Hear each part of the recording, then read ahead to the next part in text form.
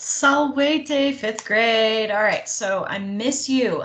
The good news about kind of this weird way that we've ended the school year is that we have a lot of opportunity to review things that are really foundational to Latin. And so I'm hoping that these videos and the study time and the worksheets that I'm giving you all are giving you a really good chance to gain a really solid understanding of the foundation stuff of Latin, like cases, what they are, declensions, what the difference between verbs and nouns and what they look like maybe. So reviewing this stuff is possibly one of the most important things that we've done all year. So it's really important that you're watching these videos and not just watching them, just sit there and stare at it, right? I need you to be active and make sure that you're listening diligently and carefully and making sure that if perhaps you didn't understand what the video said, maybe you go back and watch it again.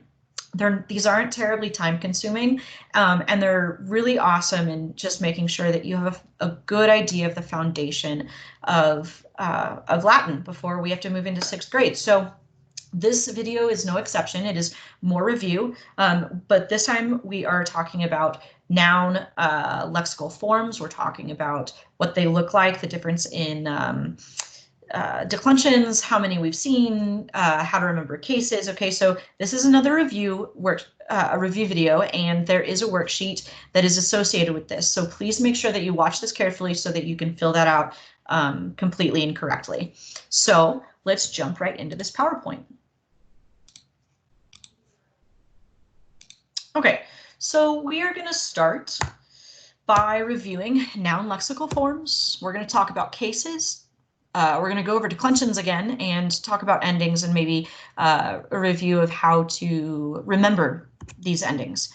So review of lexical forms. Okay, so first of all, lexical forms of nouns look different from verb lexical forms. Okay, down here, see where I said they're different from verb lexical forms. Verb lexical forms were O, R, E, I, U, S.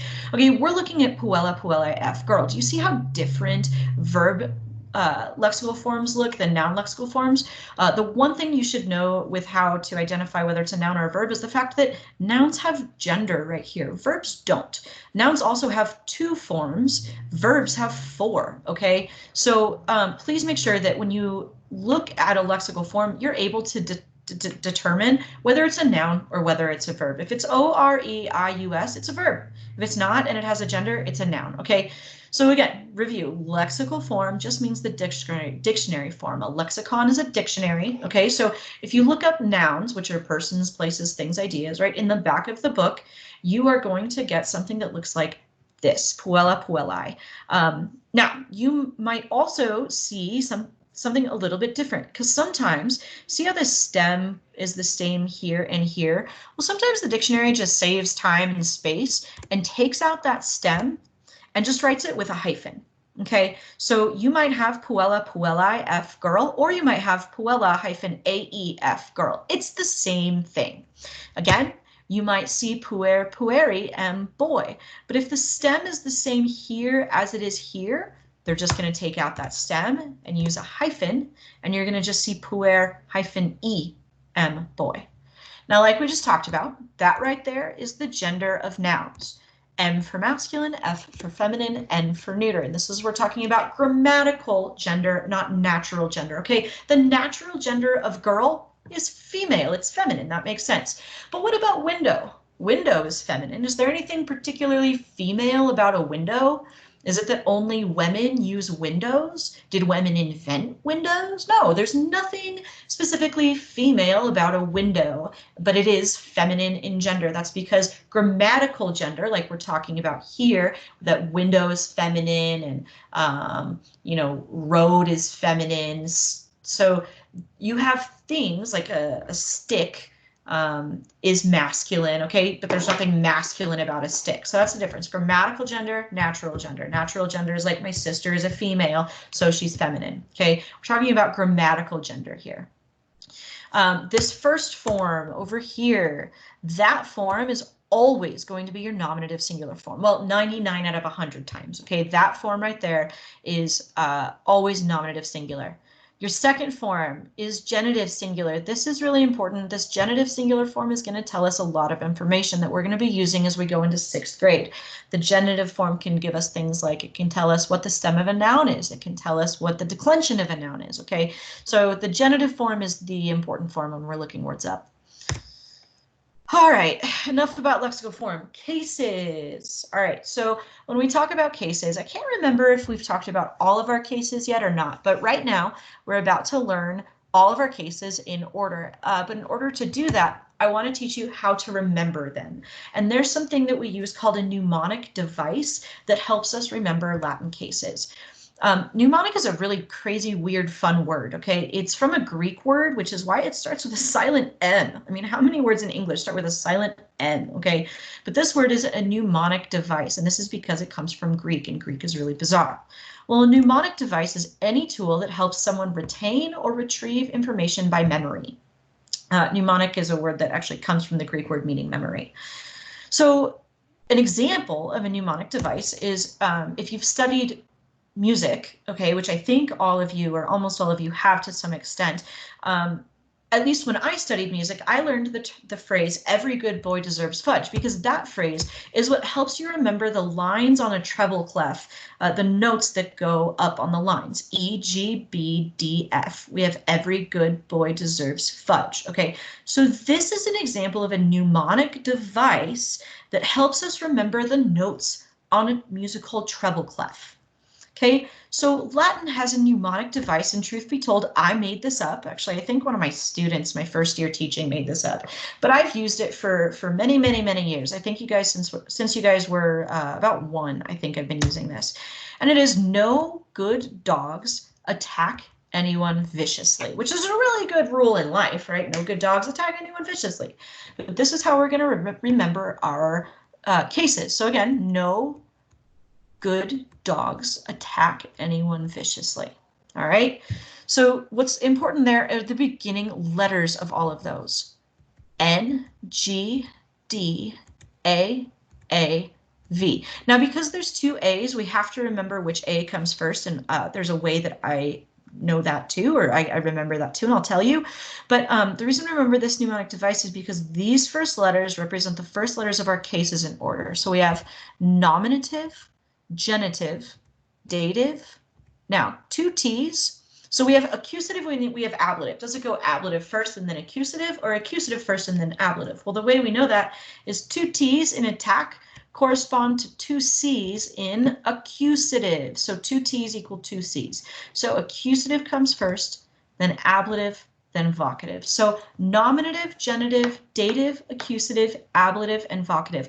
Those are our 6 Latin cases in order. And actually Latin has 7. The 7th is locative, but we're not going to learn that really until like 8th grade if you stick around with me in Latin. So nominative, genitive, dative, accusative, ablative, and vocative you can remember by remembering "no good dogs attack anyone viciously."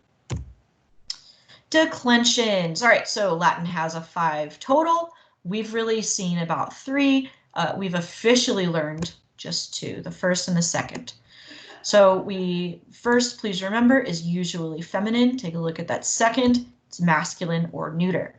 But of these cases and endings, we've only learned these guys: nominative, accusative, and ablative. Remember our nominative, I, us, and e, all our subjects. Okay, our accusatives, amum em, osos ace. I want you to remember it like that. Amum em, osos ace is our direct object. And our ablatives, which is usually a vowel with a macron, or is the object of some prepositions. Things to help you remember your case endings. All right, there are some things that I think are super helpful. If you just commit these sort of clues to memory, it will help you identify case of nouns. First thing is about the accusative case, and we've seen these before, but I want to review them. Thing number 1 about the accusative is that accusative singular in every declension ends in an M. First, second, and third is am, em.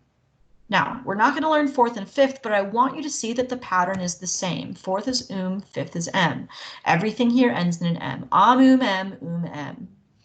Accusative thing number 2 is that accusative plurals in every declension, with the exception of neuters, always end in an s.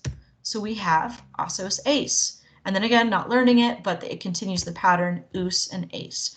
So the important ones to remember here, the 6 accusative endings that I want you to commit to memory are em, as, os, ace. Say that with me.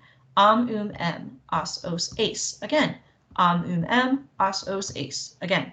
Em, as, os, ace. Em, as, os, ace. Em, as, os, ace. In my opinion, the accusative case is the easiest case to recognize if you commit these 6 endings to memory just like that. Em, as, os, ace. Because as soon as you see any of these endings in context, you know it's going to be an accusative noun.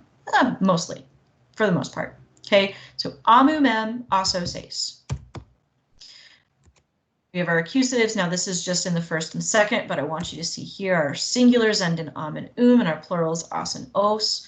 Okay, as, os. This is just the first and second, but I want you to remember all 3, em, as, os, ace.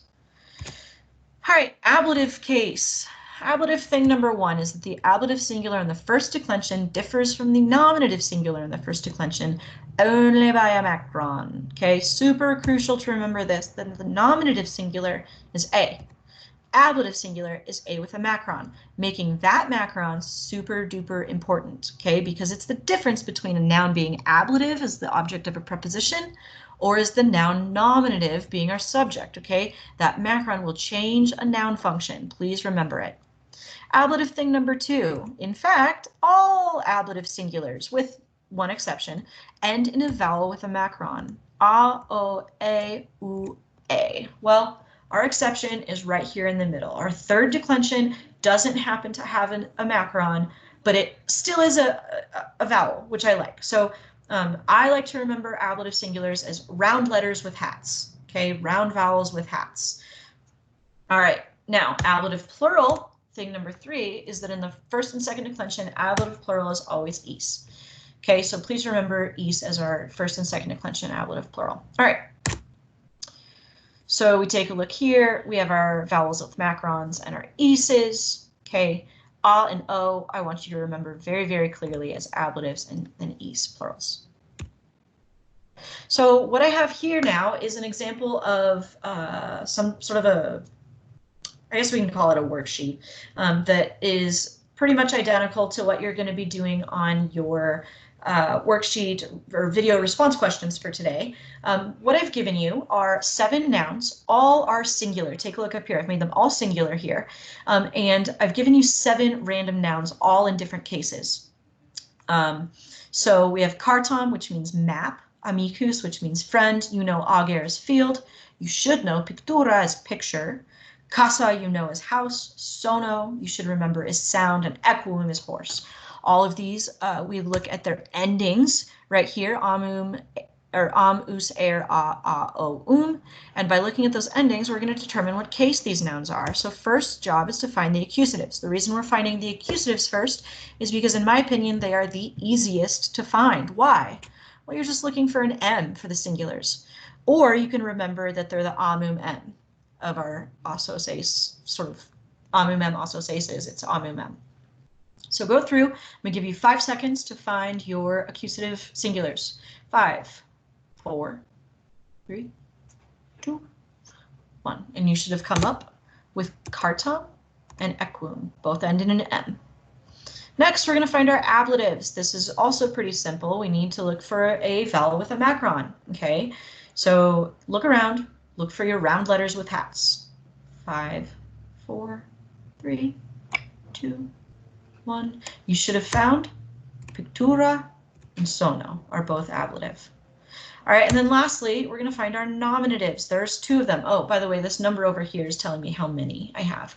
So we can either remember that we can remember what they are, or we can just eliminate what isn't. We've already eliminated anything that ended in an M. So we have carton, which is accusative, so it's not carton. We have equum, which is accusative, so it's not equum. We knew pictura ended with a vowel with a macron, so it's ablative, so it's not nominative. Sono ends with a vowel with a macron, also making it ablative. So the ones that we're left with are amicus, ager, and casa. Those are our nominatives. Okay? Now we get plurals. Okay? Okay, I stuck with the same nouns, but I've changed their cases and I've made them plural. Now we have cartai, amicos, agri, picturas, and equis. First, we're going to find our accusatives because they are the easiest. Amum em, asos ace. But because we're plurals, we're looking for our asos aces. That will be 5, 4, 3, 2, 1. Hopefully you found them. Amicos and picturas. Next, we're going to find our ablatives. Okay, these are just the first and second declensions, so it's just the only word with is. This should be easy.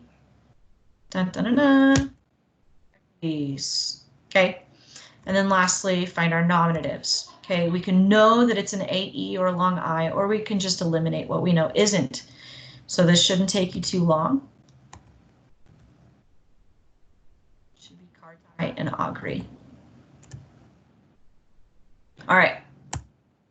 So you need to do two things. First, you need to learn these endings, okay? You can't do Latin without knowing your endings. You can't read it, you can't speak it, you can't understand it, you can't write it, okay? You need to know your endings. There's no getting around it. You got to learn them. You got to know how to recognize them. You got to know that accusative ends in an M.